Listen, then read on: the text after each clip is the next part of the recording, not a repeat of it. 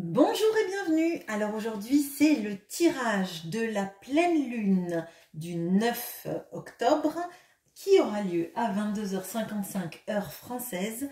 C'est une pleine lune avec le soleil en balance et la lune en bélier. Lors de cette pleine lune, il va être important d'arriver à vous positionner, à être authentique vis-à-vis de vous-même, de ce que vous vibrez, de ce que vous êtes, de ce que vous voulez, tout en étant aussi authentique avec les autres. Vous allez être en contact avec vos impulsions, potentiellement plein d'idées de renouveau, de mettre en place des choses dans la matière, etc. Comme la pleine lune, vous récoltez régulièrement ce que vous avez émis, quels sont les souhaits que vous avez émis lors de la nouvelle lune, ça va être une petite période peut-être de bilan de ce cycle lunaire et de comment vous allez vouloir entamer le prochain cycle lunaire. Le fait que le soleil soit en balance, ça va aussi vous amener à ne pas laisser de côté tout ce qui fait vibrer votre cœur. Il y a vraiment une importance de ça. Donc une connexion entre votre impulsivité, votre envie de nouveau départ et ce qui fait vibrer votre cœur, le mettre en cohérence en fait. On va faire le tirage que je fais régulièrement. Donc c'est un tirage de développement personnel. C'est surtout un état des lieux, de là où vous en êtes et des forces qui vont vous accompagner lors de cette pleine lune. Allez, on tire une carte du Queen of the Moon pour avoir l'énergie générale de cette lune, les puissances qui vont venir appuyer sur tout ça. Et on va aller regarder avec le tarot de la nuit ce que vous êtes, ce qui vous embête, ce que vous aimez chez vous, ce que vous n'aimez pas chez vous, votre talent, votre tentation, votre quête et alors votre ange gardien qui vous appelle si vous croyez aux anges gardiens, mais sinon ça peut être une énergie qui vous accompagne, ça peut être une personne décédée qui vous guide, ça peut être aussi vous-même et l'intention que vous donnez à votre développement personnel ou l'énergie que vous donnez à votre vie, tout simplement. Alors, on y va, l'énergie lunaire, on a donc la lune de verre, on a la foi. Donc là, elle a foi en ce qui se passe. Même si elle n'ouvre pas les yeux, elle sait que les choses vont arriver. C'est ce que je vous disais, cette connexion à l'intuition et à ce qui la fait vibrer dans le cœur. Donc l'intuition d'un côté, avec de l'autre côté le fait d'écouter son cœur et de vibrer comme cela. On a le chiffre 31, si ça vous parle. Moi, ce que je ressens là, donc on a effectivement une lune pleine, hein, donc c'est ça. Elle porte aussi en elle le monde, la capacité à se dire que on n'a pas besoin forcément de voir les choses pour qu'elles existent. Le fait de les ressentir, déjà, c'est vous connecter à votre intuition et c'est aussi quelque part mettre le pied dedans en fait. Parfois, on ne voit pas qu'il y a des situations qui se débloquent parce qu'elles se débloquent dans l'ombre, parce que dans une relation peut-être amoureuse, amicale, professionnelle, il y a beaucoup de choses qui se trament sans qu'on soit au courant. On ne peut pas être un narrateur omniscient, on ne peut pas tout connaître, mais on vous dit d'avoir la foi dans vos intuitions et dans le fait que quand on ne voit pas les choses, c'est pas pour ça qu'elles n'existent pas vraiment. Alors, ce que vous êtes. On a les amoureux. Bon, alors là, pour moi, il y a une histoire de positionnement. Positionnement vis-à-vis de soi-même ou positionnement vis-à-vis de quelqu'un, il y a une notion de choix. Se choisir, choisir l'autre, choisir le couple, choisir où on veut aller, comment on veut y aller. Est-ce qu'il faut se prioriser aussi dans une situation? Si ce n'est pas une histoire de couple, ça peut être une histoire aussi de qu'est-ce que je vibre, qu'est-ce que me dit mon cœur, qu'est-ce que me dit ce que je vois et ce que je ne vois pas aussi. Alors, pour moi, là, le choix, les amoureux, c'est vraiment faire confiance, en fait, en ceux qui vibrent pour prendre les bonnes décisions. Pas le mental. ce qui vibre dans votre cœur. C'est l'alerte, hein, c'est le point d'alerte de cette lune, c'est ce qui vibre dans votre cœur. Peut-être vous faire plus confiance, savoir que les réponses, vous les avez en vous. Alors, est-ce que dans une situation professionnelle, il ne faut pas prendre plus confiance en vous, même si les choses n'arrivent pas tout de suite, ça ne veut pas dire qu'elles n'existent pas. Si c'est dans une situation amoureuse, c'est pas parce que vous ne voyez pas l'autre avancer vers vous qu'il n'avance pas. C'est pas parce que vous avez l'impression que quelqu'un aussi vous dit des beaux mots d'amour que derrière les actions suivent. Il y a toute cette notion-là. Et là, moi, ce que je ressens, c'est que vous êtes à un moment de votre vie où on vous demande en fait de vous concentrer sur ce qui vous fait vibrer et de ne vous fier au ressenti de votre cœur. Pas l'ego, le cœur. Bon. Ce qui vous embête. Alors, on a la roue de la fortune. Bon. Vous voyez là, on a la pelote de laine de la vie qui est touchée par deux des personnages qui sont là. Donc, il y en a une qui a la pelote, l'autre qui tient le fil et l'autre qui en a un peu peur. À mon avis, là, ce qui vous embête, c'est qu'il y a beaucoup de choses, effectivement, qui se trament, que vous ne voyez pas. Le destin aussi, potentiellement, qui fait apparaître des choses dans votre vie, peut-être en disparaître d'autres, et vous ne voyez pas les tenants et aboutissants. Vous ne voyez pas où va le fil, et pardon, excusez-moi, je vous ai mis trop. Vous ne voyez pas où va le fil, et ça vous embête. Ça vous embête aussi potentiellement parce que vous avez un choix à faire, et comme vous ne voyez pas les tenants et aboutissants de tout ça, il va falloir vous baser sur votre cœur, sur ce que vous ne voyez pas. Vraiment, là, j'insiste sur ce point parce que pour moi, c'est très fort.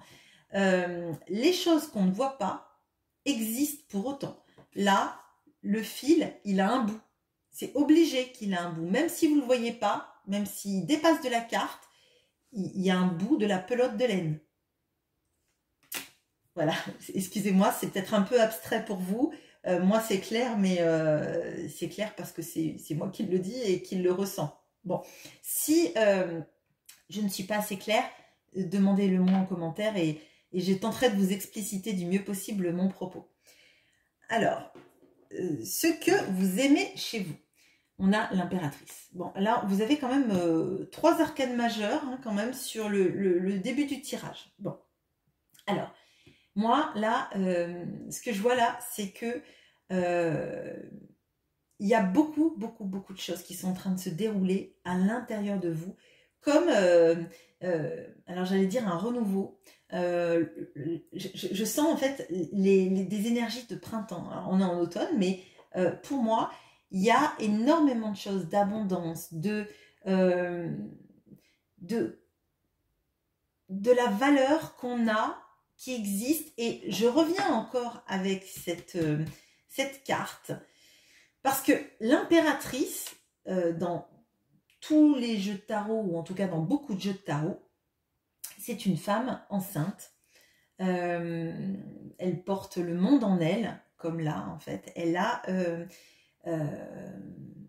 cette notion de pouvoir être maternelle, sensuelle, avoir énormément de potentialité. Ce serait un petit peu l'archétype féminin par excellence. Même si vous êtes un homme, ce sont des énergies, hein, donc on porte tous cette dualité en nous. Hein. Mais pour moi, il y a quelque chose qui est en train de se débloquer, de l'abondance, de la confiance en votre pouvoir personnel, en votre capacité à ne pas être que une partie, une face d'une pièce. Vous êtes à la fois créative, vous êtes à la fois féminine, sensuelle, vous êtes potentiellement, si vous avez cet esprit maternel ou maternant selon comment vous le voyez, mais pour moi il y a la pleine potentialité, vous êtes capable d'énormément de choses. Après, c'est une potentialité, ça ne veut pas dire que vous avez démarré ce chemin, mais pour moi là, je sens des belles énergies d'une abondance. Une abondance qui est peut-être bloquée parce que justement, vous ne croyez pas forcément en ce que vous ne voyez pas. C'est un peu l'histoire de Saint Thomas, mais j'insiste et j'insiste parce que c'est un message qui revient. Et je suis désolée pour vous, mais tant que je ne le dis pas, que je ne le formule pas de la bonne façon, chez moi, ça fait un bug. J'ai le message qui revient en boucle et Et je m'aperçois que peut-être, vu que ça continue de venir en boucle, il est très fort, mais peut-être que vous ne le percevez pas à la hauteur de comment moi, ça vibre en moi en fait. Ce que vous n'aimez pas chez vous. Alors, on a le 6 d'épée. Alors, ce que vous n'aimez pas chez vous, c'est cette sensation peut-être de...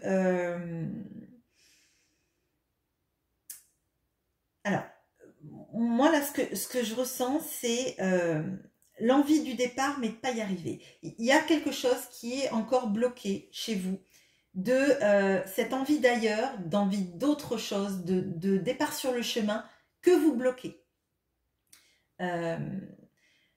Je suis désolée, c'est fort et c'est compliqué à expliquer. En fait, il y a quelque chose dans ces énergies-là de ne pas oser partir par peur et se freiner en fait.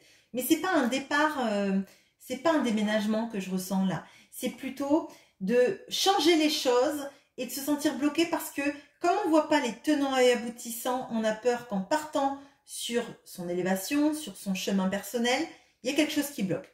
Donc là, pour moi, vous... alors, c'est pas un auto-sabotage, c'est pas aussi fort que ça, mais j'ai l'impression que vous vous freinez parce qu'en fait, vous voulez être sûr que partir sur votre chemin, partir dans la direction où vous mènera votre cœur, ça soit vraiment la bonne direction.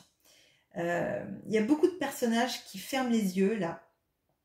Et comme je vous ai dit, il va falloir que vous vous connectiez à votre cœur et à votre intuition. Et c'est les seules choses qui vont pouvoir vous parler.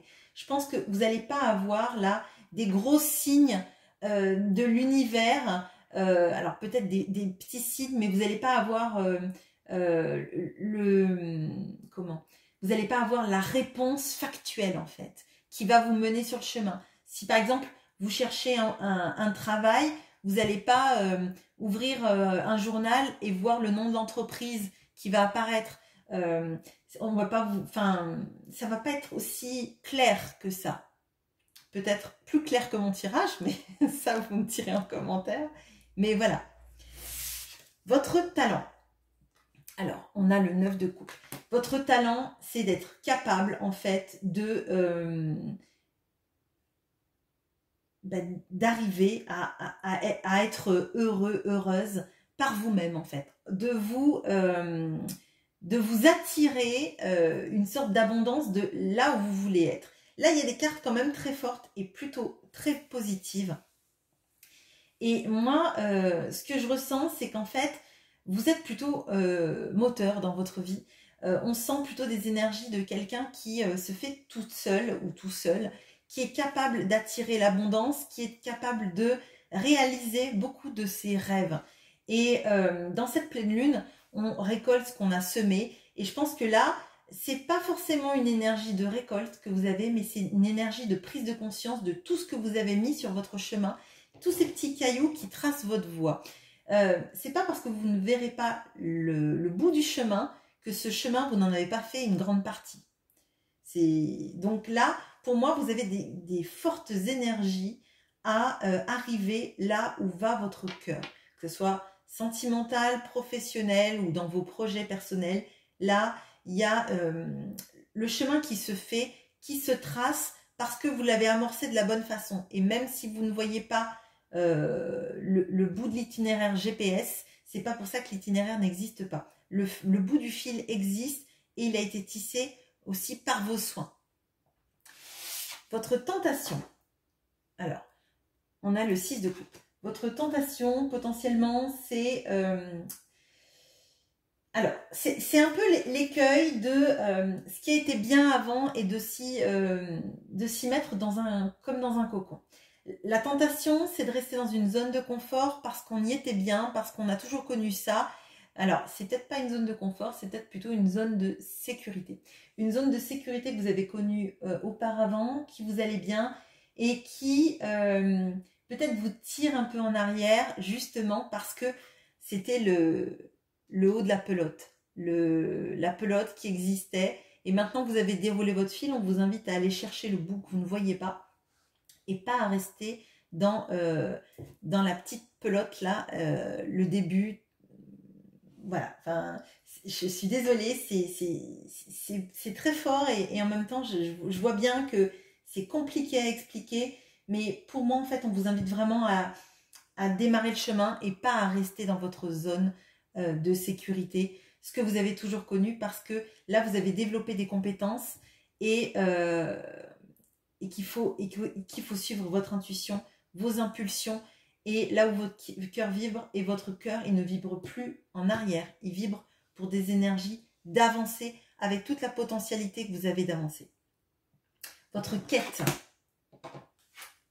Alors, on a l'ange de la nuit qui est une carte à part de ce tarot et qui signifie, en fait, c'est la carte Joker qui vous dit qu'en fait, tout ce que vous voulez sera réalisé parce que vous le mettez en action. Donc là, vraiment, on a de ces énergies très fortes de toute votre potentialité qui doit être mise dans le sens de l'avancée. L'avancée, votre avancée pour vous-même, pour vos désirs, pour la foi en ce qui va se passer et que vous avez commencé à manifester. Il peut y avoir effectivement de la loi de l'attraction, de ces énergies de je mets en place des choses pour mon bien-être et il faut que j'accepte maintenant de partir vers mon bien-être et pas de rester dans ce que j'ai connu et qui peut-être qu'il y a des notions aussi de dépendance affective, mais pas vis-à-vis de quelqu'un, pas forcément. Je pense que c'est plutôt la dépendance à une situation connue, sécuritaire, confortable, parce qu'on a toujours connu ça, alors ça nous fait moins peur que ce qu'on ne voit pas, ce qu'on ne connaît pas. Et votre ange gardien, enfin l'énergie qui vous accompagne, on a le 10 d'épée. Et ce 10 d'épée là, on a quelqu'un qui flotte, qui fait confiance, qui est dans un lâcher-prise, parce que le 10 d'épée, c'est une fin de cycle. Alors, ça indique qu'il y a eu une grosse période pendant laquelle vous vous êtes pris la tête, vous vous êtes angoissé, vous avez peut-être même été trahi dans votre processus intellectuel, dans votre processus de pensée, dans ce que vous avez vibré, dans ce que vous avez cru, dans ce à quoi vous avez cru, pardon. Et là, on vous dit, faut lâcher prise.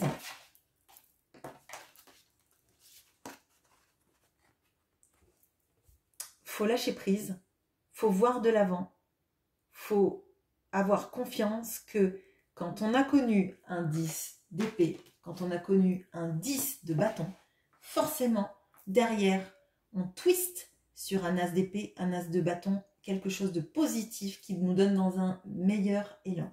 Faites confiance à votre intuition, à votre cœur et laissez le mental reposer le temps qu'il arrive à son as d'épée, c'est-à-dire le temps que cette nouvelle idée, cette nouvelle impulsion arrive. Là, vous avez dans ce tirage toute la potentialité de croire en vous, de croire que ce qui est masqué n'est pas quelque chose qui n'existe pas. Je le redis, je le répète et j'en suis désolée, mais c'est un message qui doit passer. Là, faites-vous confiance. Vous avez toute la possibilité et l'énergie pour suivre ce fil d'Ariane qui vous mènera en dehors du labyrinthe du Minotaure. Hein. Vous êtes... Il est beau ce tirage. Il n'y a aucune carte négative et rien de restreignant en fait. Vous avez toute une potentialité. La seule barrière qui existe, c'est votre propre barrière mentale. Si vous vous fiez trop à votre mental, il va vous saboter. Ouvrez votre cœur, faites-vous confiance. Peut-être aussi, lâchez-vous la grappe. Hein, peut-être, désolée de dire ça, mais lâchez-vous la grappe en voulant être une meilleure personne, en voulant travailler sur vous pendant 1000 ans. Peut-être tout simplement, faites-vous confiance. Vous êtes une belle personne, vous avancez sur des belles énergies. Vous avez en vous toute la potentialité pour réussir ce que vous allez entreprendre. Donc, lâchez-vous la grappe. Vous n'avez pas besoin d'être parfait ni parfaite. Vous avez juste besoin de croire en vous, en votre potentiel et en la vie, tout simplement. Voilà, je vous souhaite une bonne journée. À bientôt.